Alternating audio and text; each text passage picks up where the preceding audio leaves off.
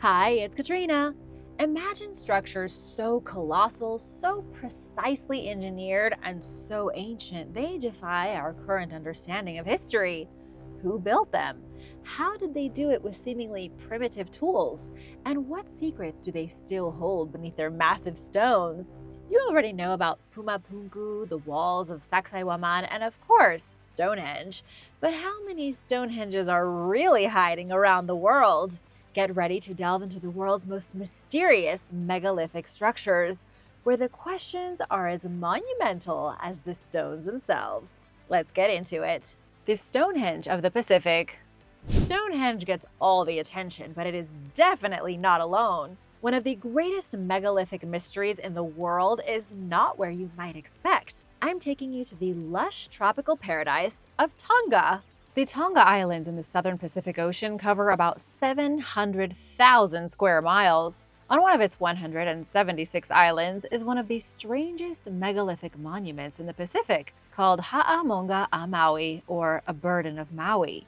You would never expect for this megalithic trilithon to be here, of all places, but the monument's origin is steeped in Tongan mythology. A trilithon is a structure that looks like a doorway with two massive standing stones supporting a third stone lying across the top. It looks like an empty gateway to another realm. But what is it really? What we do know is that it's made up of 3 coral limestone slabs, creating a structure about 17 feet high, 19 feet long, and 4.5 feet wide.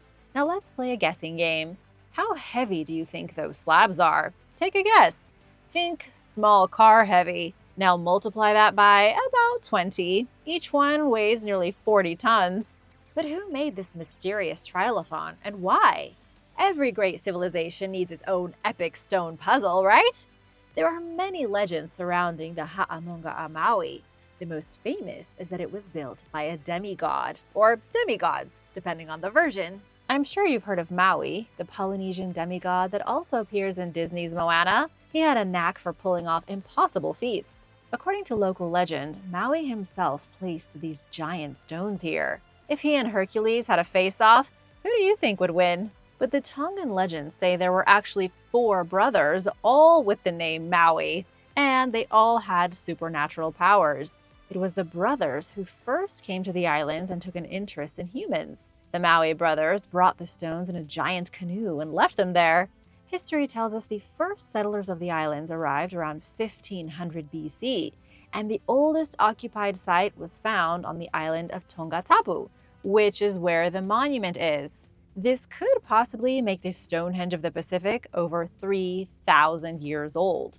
But there is no proof of when this structure was actually built, and with all the Mauis running around, it's hard to put a date on a legend, so researchers have come up with another theory.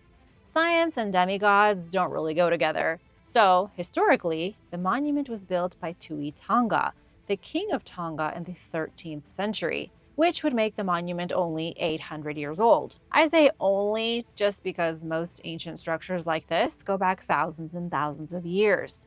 He may have commissioned the giant doorway as a symbol of his divine rule, but again, why a huge doorway? There's one thing you should know about Tonga's ancient kings. They consider themselves to be demigods as well and could communicate with the gods on behalf of the people. Maybe this was one big royal flex.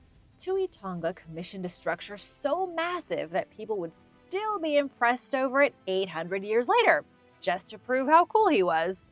Another theory is that the king built it as the entrance to his royal compound, but the rest is missing. That's why we just have the gateway. According to some stories, the trilithon was meant to symbolize the brotherhood of the sons of the king. Just when you thought this story couldn't get any more confusing, there's more. Some researchers believe Ha'amonga a Maui might have served as an ancient astronomical tool. Now we're talking. The stones are aligned in such a way that during the solstices, the sun sets perfectly between them, casting a long shadow down what was once the royal road. It suggests that ancient Tongans might have been tracking celestial movements just like everyone else in this Standing Stones Club. This makes sense and isn't really that surprising to me. Are you surprised? I mean, ancient Polynesians were sailing the seas and navigating by the stars for thousands of years. Of course they could set up stones to mark the solstices, right? Let's take a moment to appreciate the sheer effort that must have gone into building this thing. No cranes, no forklifts, no heavy-duty machinery, just good old-fashioned strength and ingenuity. Unless, of course, the gods lend the people a hand. You just never know. Don't rule it out. Stranger things have happened. These days, the burden of Maui isn't just some ancient relic gathering dust. It's still a huge part of Tonga's cultural identity. Every year, during events like the Heilala Festival, the monument takes center stage and Tongans come to honor their history. This is despite the fact that no one alive really knows what the megalith was for. Was it the work of a superhuman demigod? A king's power move? An ancient observatory? Let me know your thoughts in the comments. This isn't the last Pacific mystery for today, so don't go anywhere. Giants in India. There is a place in India that, until recently, was considered too remote for travelers to visit. It was too isolated, too dangerous, and too off the beaten path for even the most seasoned adventurers. That place is in Meghalaya, India's misty, mystical northeastern state. Welcome to Nartang, home to mysterious monoliths that have been dubbed India's own Stonehenge. Here you can find hundreds of towering stones crammed onto a small mist-shrouded hill. These are called menhirs. Some stand upright, others have toppled over like forgotten chess pieces. The tallest is a staggering 25 feet high, which for reference is about 2 giraffes stacked on top of each other, or as a subscriber was asking me about, 150 tacos stacked on top of each other, give or take, if you like to measure in tacos. The history of this spooky place has been lost for a long, long time. At the site, there's a dusty old signboard offering some vague piece of history, but who knows if it's accurate. The board says that the tallest menhir is 25 feet high, if it hasn't toppled over yet, and, according to Jaintia legend, was erected by a giant named Mar Palinki. Okay, now you're speaking my language. Giants, superhuman strength. This is turning into a real adventure. Mario Simblai is a local elder who was more than happy to share the story behind the stones with some visiting adventurers from the BBC. What Simblai shared was an oral tradition passed down for generations. Long ago, Nartiang didn't have a local market, so people had to trek to another city, Raliang, for supplies. One fateful market day, a Jaintia giant named Mar Palinki got caught in a torrential downpour on his way home. Desperate for cover, he asked the Raliang chief's daughter if he could borrow her umbrella. What the giant didn't know was that the chief's daughter was a bit of a prankster. She wanted to test his legendary strength instead. So she teased him and said, "Why don't you just use that stone over there?" Challenge accepted. Palinki hoisted the massive stone onto his shoulder and started the long trek back, holding it over his head to stop the rain. But before he reached Nartang, the rain stopped, and he casually set the boulder down in the forest. Simblai said that her people's ancestors weren't the average 5 feet of today. She said in the past they were around 7 feet tall. But if the giant dropped off the one stone in the forest, why are there so many now? According to the story, over time, people passing by could hear the noises of a busy marketplace coming from the stone. They figured it was sacred, so they cleared the forest and established a new marketplace around it. More monoliths were added to decorate the space, leading to the dense cluster you see today. Beyond the folklore, the Jaintia people have a long tradition of erecting standing stones to honor the dead, similar to other ancient cultures worldwide. According to Dr. Vinay Kumar, an expert in ancient history, these monoliths might have served as megalithic tombs. Nartang could be one giant cemetery, or they could have something to do with what happened in 1835. That was when the British East India Company exiled the Jaintia king from his capital in Sylhet, modern-day Bangladesh, to the hills of Meghalaya. The exiled king's new seat of power was in Nartang, where he continued his rule from the Summer Palace. The monolith site may have even been used for coronations, legal proceedings, and royal ceremonies. The cold, hard truth is that no one knows. If you have any guesses, be sure to share them in the comments. And now for a quick break because it's shoutout time! I want to give a big thank you to Umpteenth and Mad Dog for supporting this channel. Thanks so much for watching. Be sure to subscribe if you haven't already for more videos like this. Sweden's stone boat. I've got a riddle for you. What is big, made of stones, shaped like a boat and baffling experts? It's called Alice stones. Someone with a lot of time and presumably a lot of strength placed 59 hefty boulders on a scenic bluff in Skane, Sweden. And archaeologists are stumped. If they're stumped, I'm stumped. You're probably stumped too, so let's get into it. The 59 stones are incredibly arranged in the shape of a Viking ship. It's like an ancient game of connect the dots. Historians call this megalith Alistenar. It's part stone circle, part Egyptian burial boat, and 100% Viking vibes. What scientists don't know could fill the hull of a Viking ship. They say the stones were placed on this cliffside sometime in the late Nordic Iron Age, but the ground beneath them is even older, 5,500 years old to be exact. This suggests the scenic bluff has been used by humans for a long, long time. But why a boat? There are so many stone circles out there from England to Africa, but not many circles double as ships. What's the deal? Theories are as commonplace as weeds and just as persistent. Everyone's got a theory about these stones, from serious academic stuff to, let's say, some more creative interpretations. Some say it was a burial monument meant to ferry the souls of the dead to Valhalla in an eternal stone ship. Others argue it functioned as a sun calendar, tracking the solstices and lunar cycles.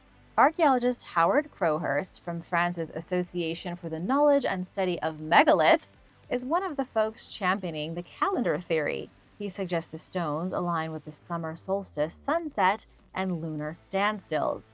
In plain English, Howard believes Alistenar was the ultimate prehistoric observatory. It was an impressive way to show off your astronomy skills at Viking parties. Now, you might be wondering what the legends have to say, and I'm glad you asked, because every good mystery needs a good legend, right? It's like the cherry on top of a historical sundae. Legend has it that King Ale the Strong, kind of a Swedish King Arthur character, was buried here. But no one has found signs of his bones yet. What archaeologists did find in 1989 was a decorated clay pot filled with burned human bones. Spooky, right? These remains were carbon dated to between 330 and 650 AD. Experts can't seem to agree on whether the monument is a few hundred years old or a few thousand. Was it built by Vikings or their predecessors? Mysterious rituals in Israel. Ancient monuments, mysterious rituals, and some serious lifting. That's what was going on in Israel in 3000 BC. Long before David slew Goliath or Solomon seduced the Queen of Sheba. Or was it the other way around? I can't remember. 5,000 years ago, there were no cranes and no bulldozers. Yet scientists have found evidence of early humans hauling 25-ton stones across 3 miles of rugged terrain. Why? To create a monument at Tel Gezer, a major Canaanite hub near modern-day Israel. Those dang Canaanites were up to something. If you're going to move stones that heavy, you better have a pretty good reason. Were they sacred markers, giant billboards for the gods, or, as some early archaeologists believe, the scene of some rather disturbing rituals? The Canaanites appear in the Bible as some pretty important characters. The Israelites conquered them with extreme violence and prejudice, but there are also rumors that Canaanites worshipped gods who required sacrifices of ritual murder and cannibalism. You didn't think you'd get away with at least one super creepy story, did you? Come on, history is full of them. First things first, though. What exactly are these stones? Tel Gezer is home to 20-foot-tall monoliths perfectly arranged in a north-south alignment, each one buried another 20 feet into the earth for stability. If you think IKEA assembly is tough, try setting up one of these bad boys without heavy machinery. These stones weren't just a random art project. Ancient Middle Eastern societies often used standing stones to honor their gods, mark important dates, and commemorate supernatural events. The Hebrews had a word for standing stones, maseba, literally meaning to set up, and they set up plenty. These stones served as reminders of God's power and faithfulness. They were basically the original keep calm and carry on posters. For example, after seeing a heavenly ladder, Jacob set up a standing stone to mark the spot in Genesis 28:18. Moses erected 12 standing stones at the base of Mount Sinai after receiving the law in Exodus 24:2-4. The Israelites even stacked stones to commemorate their miraculous river crossing in Joshua 4:2-9. Standing stones were nothing new to the Israelites, nor to their rivals, the Canaanites. But Tel Gezer just has a different atmosphere to it, one that seems tainted by blood. When R.A.S. McAllister first excavated Tel Gezer from 1902 to 1909, he believed the site was a Canaanite high place used for child sacrifice. Yikes!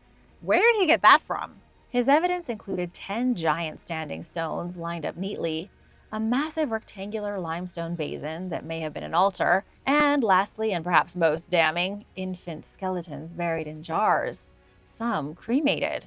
For McAllister, this screamed ritual sacrifice, but was he correct? In the 1960s and 70s, archaeologist William G. Dever and his colleagues decided to take a second look. Dever wasn't buying the child sacrifice theory. He claimed that McAllister's excavation techniques were less than scientific. Shots fired. Dever re-examined the site and suggested the stones had a different purpose. Perhaps Tel Gezer was a place for treaties, worship, or even a ceremonial gathering spot. But even today, no one really knows. Do you have any theories? Headbinding and howling at the moon. Who doesn't want to howl at the moon sometimes? If you had been alive in Scotland 4,500 years ago, you could have howled at the moon all you wanted, because you would have been part of the beaker culture.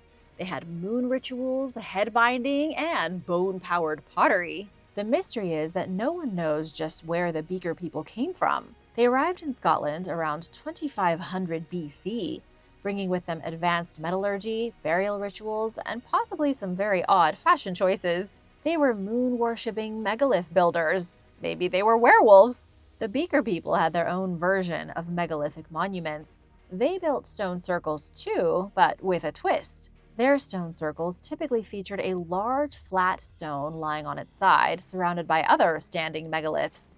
And here's where things get spooky. These flat stones have been found aligned with the arc of the southern moon, suggesting the beaker culture practiced lunar rituals. This is in stark contrast to the builders of Stonehenge, who aligned their oversized Lego blocks with the sunrise and sunset. Could there have been two opposing cultures in prehistoric Britain? The moon howlers in the north and the sun worshippers in the south? Were the beaker moon-worshipping druids, astronomers, or just night owls?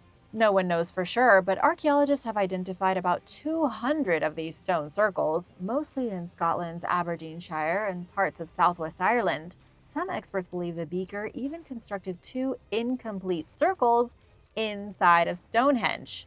So who in the world were these people? Another strange fact about the beaker culture is that they often mixed ground bones into their pottery. Researchers found proof of this bone powdering practice only in northeast Scotland, making it an extremely rare and unsettling tradition. Neil Curtis from Aberdeen University Museum said this bone-infused pottery was unique to the beaker in Scotland. And while Neil doesn't know exactly why they did it, it certainly adds an extra layer of mystery to their already cryptic customs. And just in case the bone-dusted pottery didn't weird you out, how about some head shaping?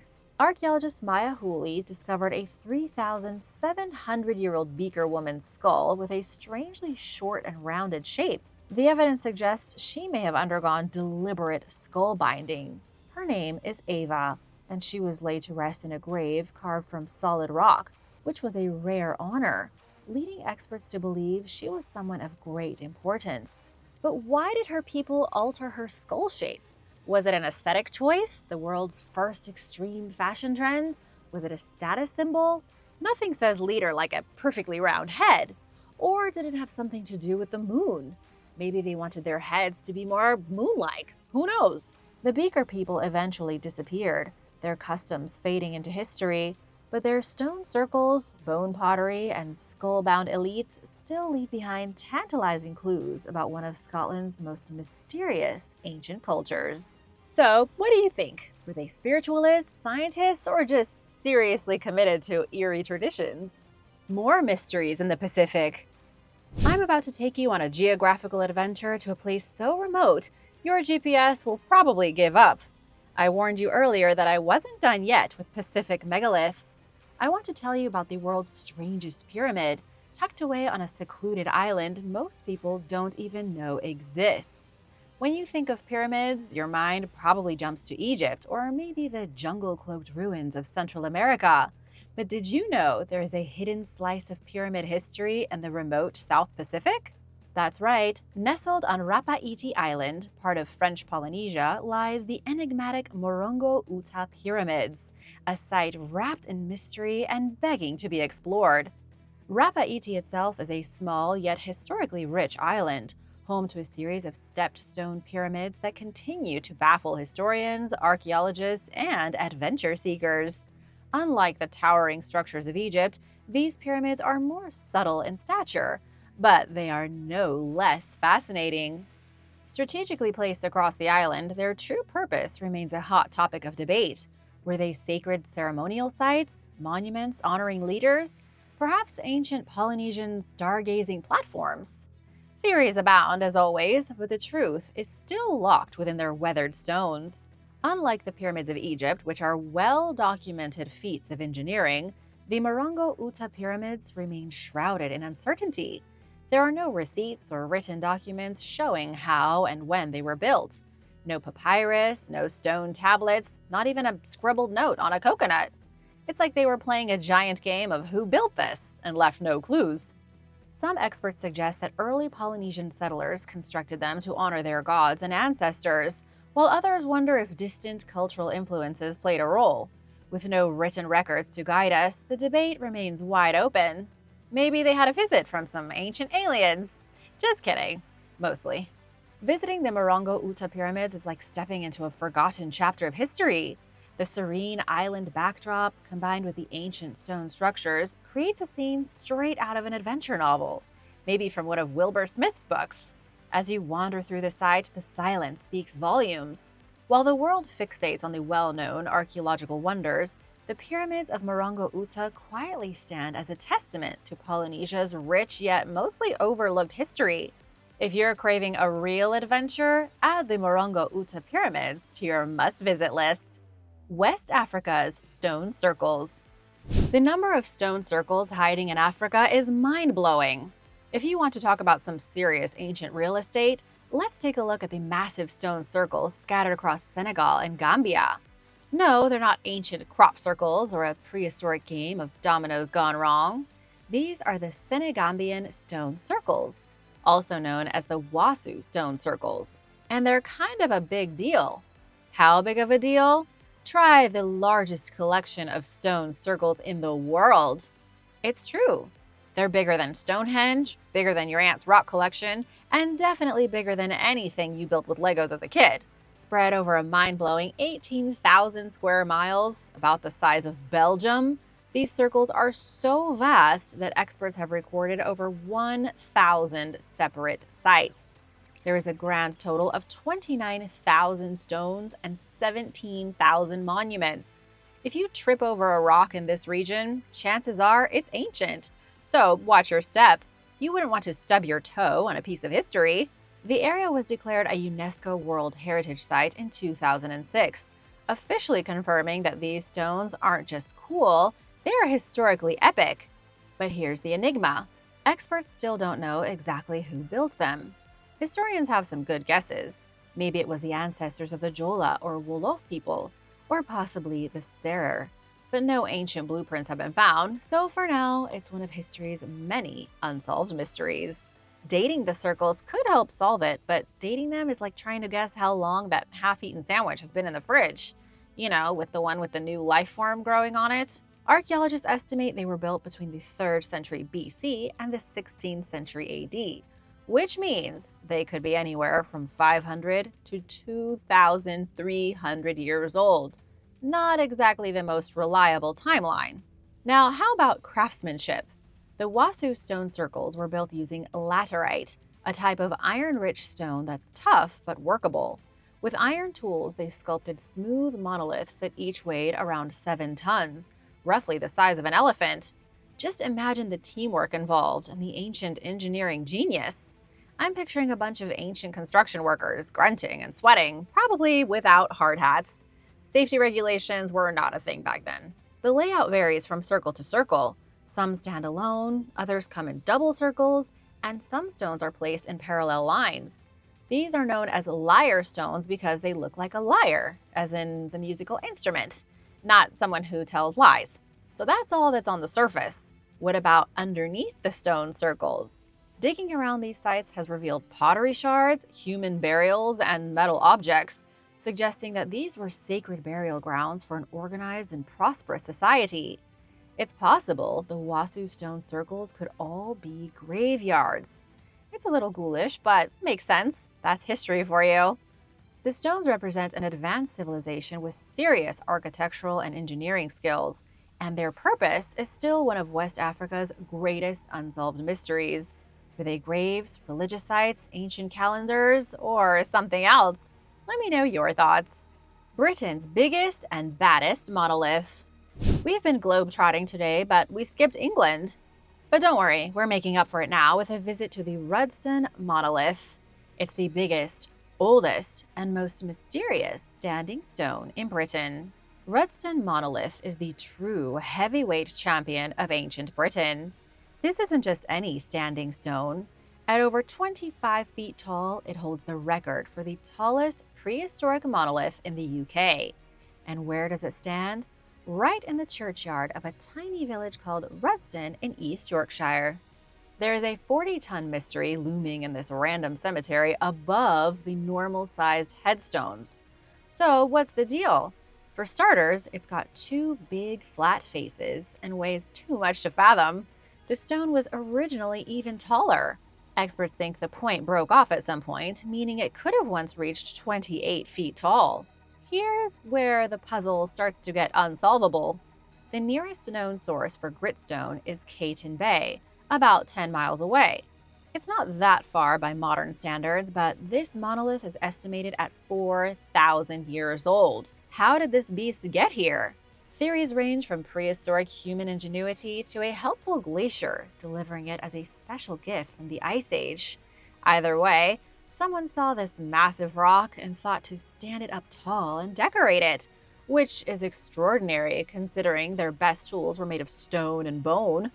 There's something I haven't told you yet. The Redstone monolith isn't alone. The whole area was a prehistoric hotspot. Archaeologists have found massive cursus monuments, which were ancient processional pathways. They've uncovered dozens of burial mounds, at least one henge, and a Roman villa from 2,000 years ago. The Roman villa is interesting because it shows that throughout the ages, different cultures have taken an interest in the area, all hoping to cash in on the good vibes, or bad vibes, depending on who you listen to. Sir William Stuckley, an 18th century archaeologist with a flair for the dramatic, dug around the base of the stone and found human skulls. He believed the Redstone monolith was used as a sacrificial site. Human heads were buried at its base, probably as offerings to the gods.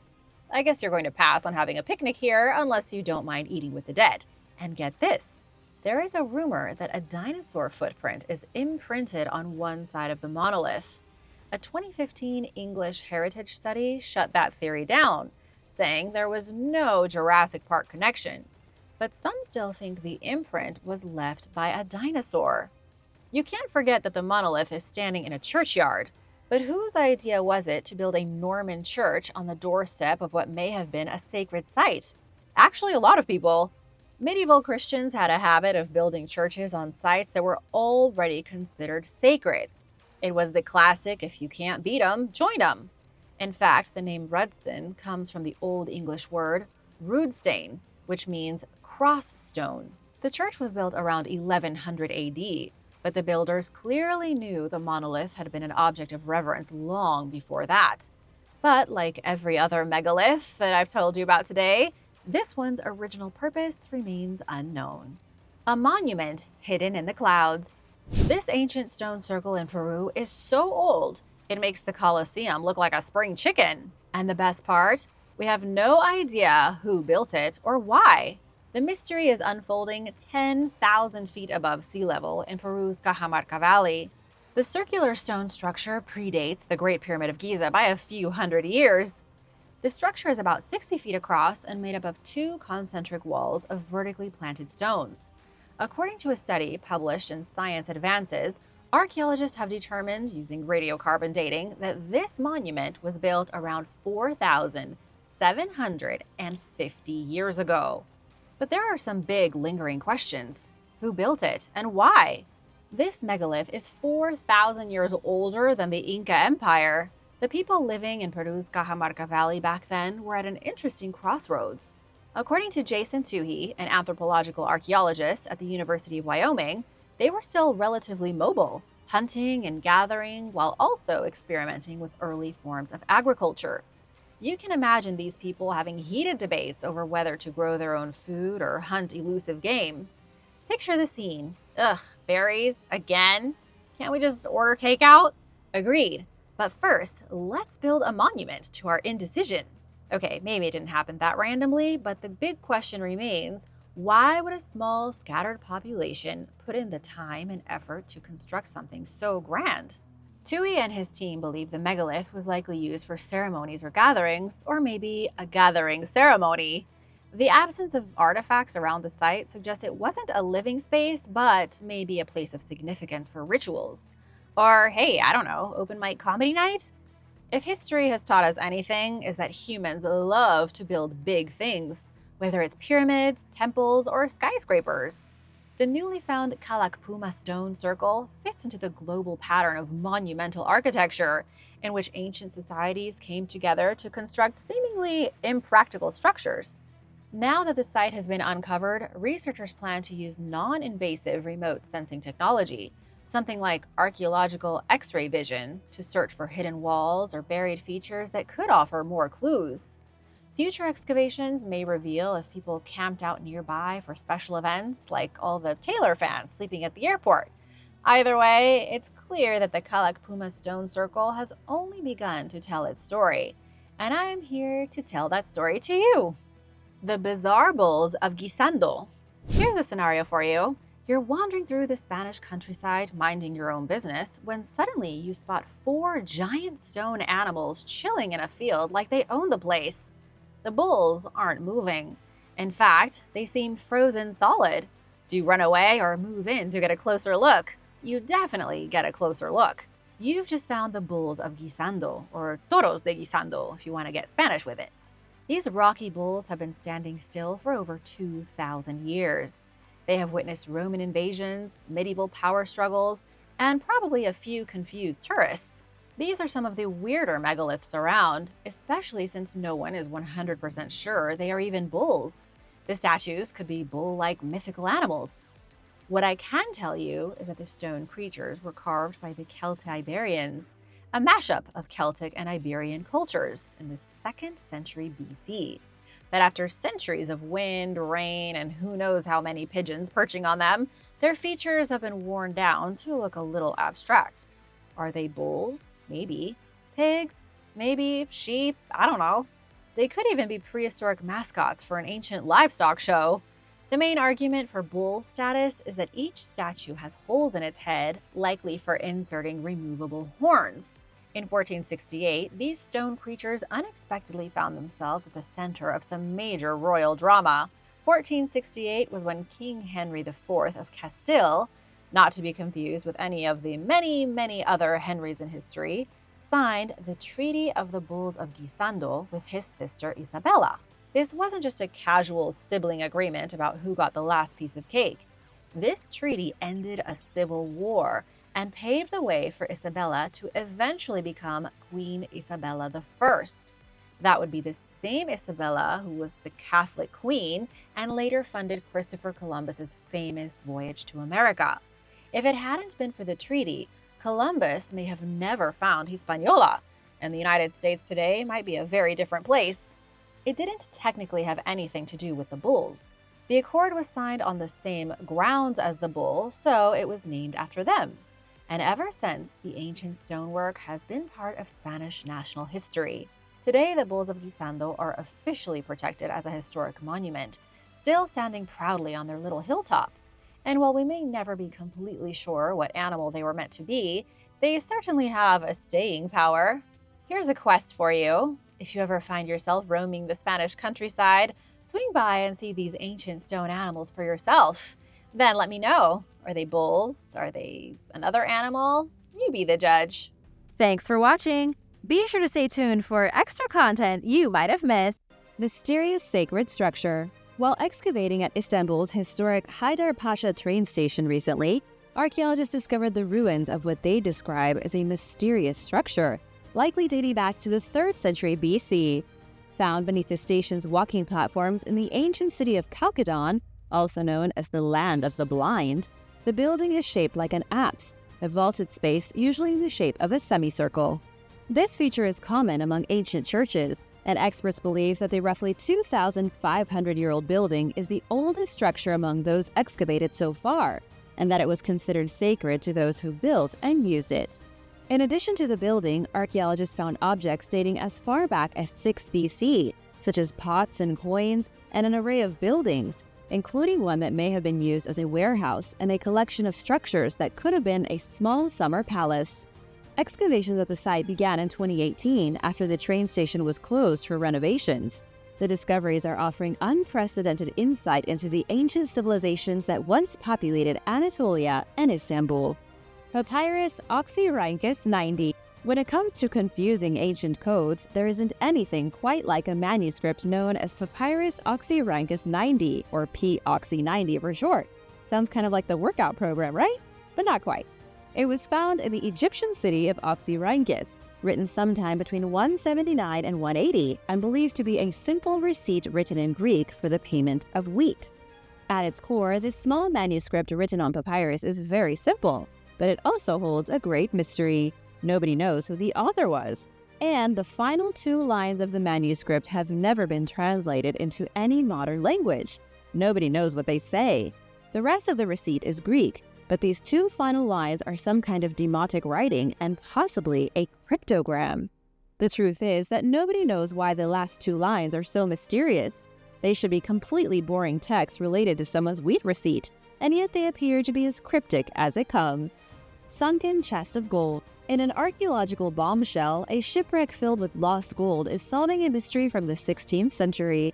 It all started when a worker mining for diamonds in the Namibian desert stumbled upon a treasure that had been missing for a very long time. He found bits of metal and wood all across a nearby beach, prompting archaeologists to arrive at the scene and investigate. In 2016, they discovered something lay hidden underneath what otherwise appeared to be a perfectly normal beach. After a bit of digging, they realized that they had found a complete shipwreck. Amazingly, archaeologists even think they know the name of the wreck.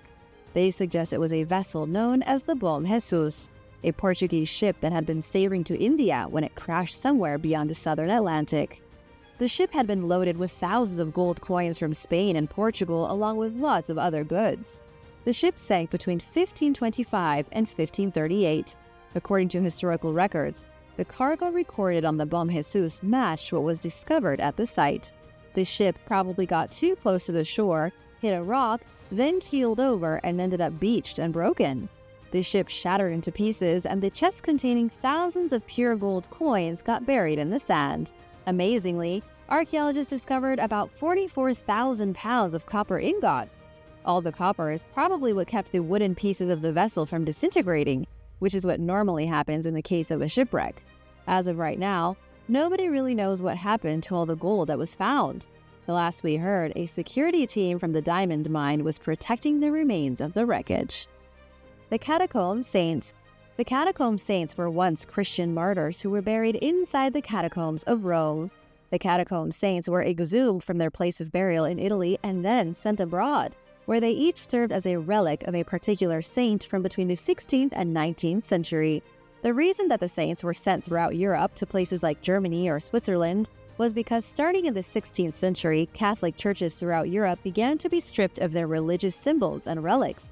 The church appeared far too luxurious and rich, and in the UK, Henry VIII completely denounced the Catholic Church and made himself the head of the new Church of England, so the Pope had no more authority. This was bad news for the Catholic Church, and they entered a period of crisis. To unload some of their cumbersome wealth, the church began to dig bodies out of the catacombs and announce them as Christian martyrs, though it's believed most of them were probably people of little religious significance. Each skeleton was dressed in finery of gold, jewels, silver, trinkets, and even full suits of golden armor. They were then gifted or sold to wealthy families as relics of saints. But here's the deal. Many of the saints were likely made up. Some of the saints even shared the same name as the wealthy family that served as their patron. In the end, it was a sneaky way for the church to decorate thousands of skeletons in gold and jewels, including stuffing as much finery as possible into eye sockets and headdresses, and then giving them to wealthy families in exchange for patronage. It was a big loophole that allowed the church to sell tons of gold and jewels. Today, the catacomb saints are mostly gone, though there are still some sitting in museums across Europe, and some still remain in private collections. An ancient kingdom in the backyard. You just never know what you might find in your backyard. An associate professor of anthropology named Charles Golden found the long-lost capital of an old Maya kingdom just sitting unexplored in the backyard of a cattle rancher's field in Mexico. Golden and a team of colleagues began excavating the site in early June 2018, and so far they have pulled out a treasure trove of artifacts. They found monuments depicting battles and rituals, artwork showing mythical water serpents and legendary gods, and they even found the remains of a pyramid, a ball court, and a royal palace. But what makes this discovery so strange is the simple fact that it was just sitting in a farmer's field. While the archaeologists were doing their investigation, they had cows grazing just a few feet from their dig site. They also had to make sure that the animals didn't run over their discoveries, or accidentally fall into the deep pits they were digging. I'm sure the cows just wondered what they were doing in their field. As for the ancient kingdom itself, the archaeologists believe it was probably settled in 750 BC and occupied for at least 1,000 years. They believe it to be the capital of the lost kingdom of Sakti, which until this discovery was largely regarded as a myth. The Egyptian staircase. In 2008, news spread that there was actually a fourth pyramid of Giza that had been lost to history. About 5 miles from the Great Pyramid, it would have been smaller than the others, but it was most likely dismantled in the 1700s and used for construction projects. However, around the area, researchers have stumbled upon a mysterious staircase hidden in the desert. There appears to be almost no information about this strange discovery online other than a few photos uploaded by a researcher who discovered it, allegedly near an old military base. This could be the reason why the staircase hasn't been investigated, because the military is keeping the area off limits. Or it could be for reasons even more curious. As far as anyone can tell, the staircase isn't connected to any other archaeological site and appears to have been carved in the middle of the desert for reasons unknown. It's almost impossible to see unless you're on top of it, at which point you can gaze into an 80-foot deep hole cut through the limestone ground. Nobody knows what's at the bottom of the staircase, when it was created, or why it's being completely ignored by scientists and archaeologists. Locals call it a Roman well, but what this site actually is remains a mystery. If you know anything about it, please let me know in the comments below. Stardust. In a rather frightening discovery, scientists have found stardust left behind by a meteorite that crashed into Australia 50 years ago. And while stardust itself isn't that scary, the fact that the stardust formed sometime between 5 to 7 billion years ago makes the discovery kind of overwhelming and a little scary. Though of course not in the way that finding a skeleton in the backyard would scare you. This is scary in the trying to imagine the vast scope of 7 billion years in the universe and how small we are in comparison scary. According to the report from Science Daily, the stardust has been confirmed as the oldest solid material ever discovered on our planet. Philip Heck from the Field Museum said that investigating the stardust was one of the most exciting studies he ever worked on. When stars die, they pitch the particles that formed in their winds out into space, and those bits of stardust eventually form new stars, along with new planets and moons and meteorites. But what exactly is stardust? The material is a type of grainy substance that was formed before our sun was even born. The fragments are literally solid samples that came from an exploded star. What likely happened is that after a 7-billion-year-old star somewhere far away in the universe burned out, it exploded into a storm of dust and gas. Some of that dust floated away and landed on a meteorite, and that meteorite sailed directly into our planet. And that's where stardust comes from. These grains and particles are rare and are only found in about 5% of meteorites that hit Earth. And further study could reveal even more eye-opening secrets about this vast and breathtaking universe we live in. And now for number 6. But first, want to give a big shout out to Sirena Mackin and Helena for supporting this channel. Big thanks for spending time with us in our little corner of the internet. If you are new here, welcome, and be sure to subscribe if you haven't already. Fish lung.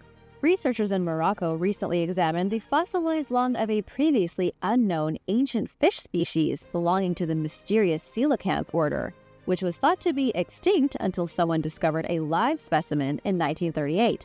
The species in question, which is extinct, measured an estimated 17 feet long, almost the size of a great white shark. The evidence dates back roughly 66 million years to the end of the Cretaceous period, when 75% of life on Earth, including the dinosaurs, was wiped out by an asteroid. Study co-author David Martell said that the discovery was made in a place where coelacanths were never found before. Here's where it gets a little confusing. The fossilized lung's owner, a pterosaur collector, originally mistook the specimen as a pterodactyl skull. Upon re-examination, he realized that he might be wrong, and so he contacted Martell for an expert opinion. Martell couldn't tell based on pictures alone what the fossil represented, but once he saw it in person, he suspected that it was a coelacanth lung. Brazilian paleontologist Paulo Brito, a world-leading coelacanth expert, confirmed Martell's suspicions and was reportedly astonished by the size of the specimen. It was bigger than all other known ancient coelacanths, which measured 10 and 13 feet long. Modern coelacanths are much smaller, reaching just 6 feet long.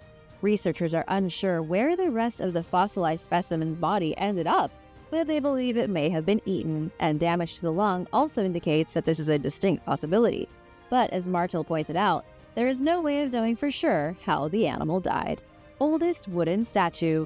New research is shedding light on the true age of the oldest known surviving wooden statue, which is evidently even older than experts previously thought.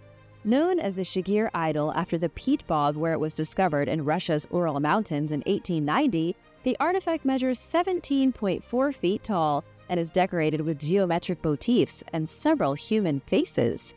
It was originally dated back to around 11,500 years ago in a 2018 study, which averaged out the results of radiocarbon-dated samples ranging between 12,500 years ago and 8,600 years ago.